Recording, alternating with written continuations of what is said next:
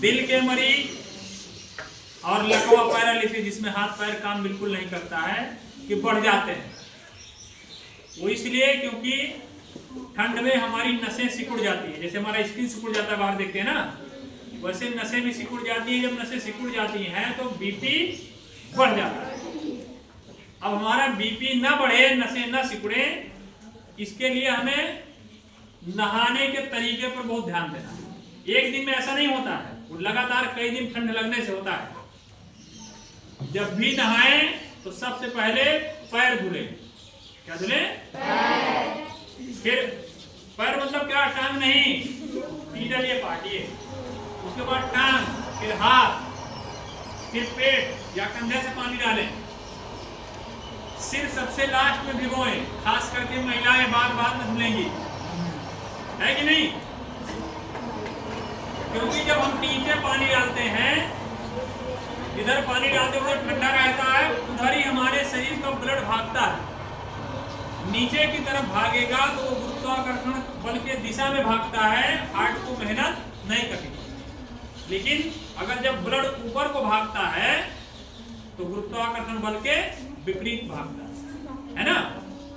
जब विपरीत भागेगा तो दिल को ज्यादा काम करना पड़ेगा, ज्यादा काम करना पड़ेगा। उसकी वजह से हार्ट की नस फेल हो सकती है, हार्ट फेलियर हो सकता है, हृदयाघात हो सकता है, हार्ट अटैक आ सकता है। यहाँ नहीं काम करेगा तो ज्यादा ब्लड पंप कर दिया है ब्रेन में तो ब्रेन की नसें फट जाएंगी, उसको कहा जाता है ब्रेन हेमरेज।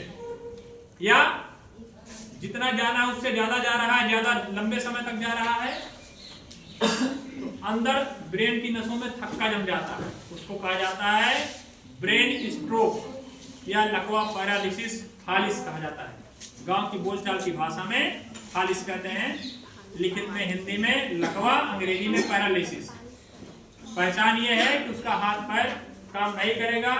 आज उससे बुलवाइएगा ना तो ढंग से नहीं बोल पाएगा, और उससे कहिएगा दांत दिखाइए, ऐसे उसका दोनों तरफ मुंह नहीं खुलेगा, एक तरफ खुलेगा एक तरफ नहीं खुलेगा। अब आप किसी से कहिए हंसिए, बीमार है तो अच्छा नहीं लगेगा, उसे सीधा सीधा कहिए बाबा दांत दिखाइए।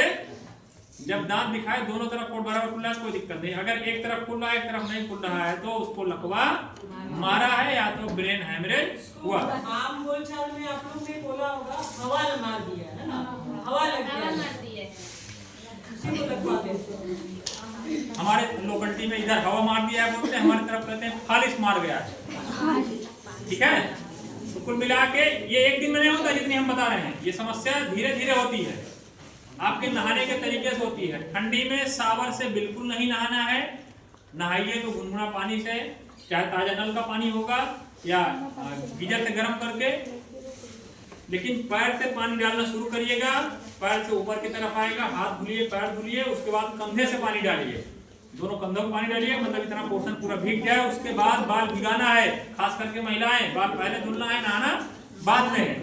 इसलिए अब नहाना पहले है, बाल बाद में, ठंडी भर, ठीक है ना। नहीं तो 1 साल 2 साल 4 साल में जो है आप इसके तीनों में से किसी एक के मरीज बन जाओगे, समझ रहे ना। घर वालों को भी ये बात बताओ, ठीक है, समझ में आ गया है। धन्यवाद।